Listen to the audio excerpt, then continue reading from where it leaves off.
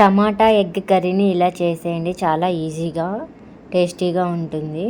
దానికోసం ఆనియన్స్ ఒక medium size టమాటాని cut చేసుకుని చిన్న చిన్న ముక్కలుగా కట్ చేసుకొని ఆయిల్ హీట్ చేసుకుని ఫ్రై చేసుకోవాలి.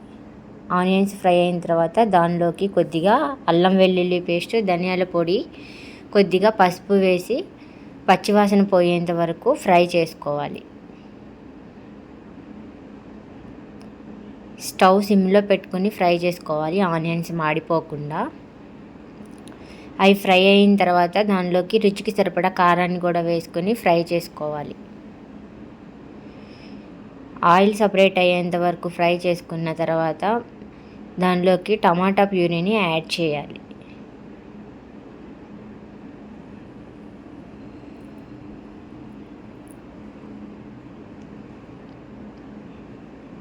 ఇవన్నీ ఒకసారి ఉప్పు కారాలన్నీ కలిసేలాగా కలుపుకొని దానిలోకి గ్రేవీ కన్సిస్టెన్సీకి తగ్గట్టుగా కొద్దిగా వాటర్ పోసుకొని కుక్ చేసుకోవాలి.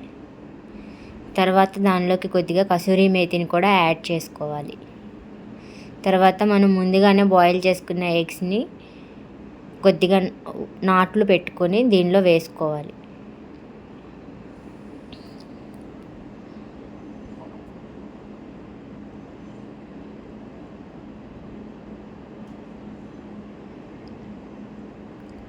తర్వాత దీనిలోకి కొద్దిగా ఫ్రెష్ క్రీమ్ని యాడ్ చేసుకుంటున్నాను టేస్ట్ కోసం.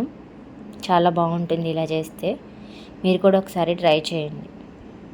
అంతేనండి, సింపుల్గా ఎగ్ గ్రేవీ కర్రీని ఇలా చేసేసుకోవచ్చు, చాలా బాగుంటుంది. ఇది రైస్లోకైనా చపాతీ రోటీస్లోకైనా చాలా బాగుంటుంది. ఒకసారి ట్రై చేయండి మీరు కూడా.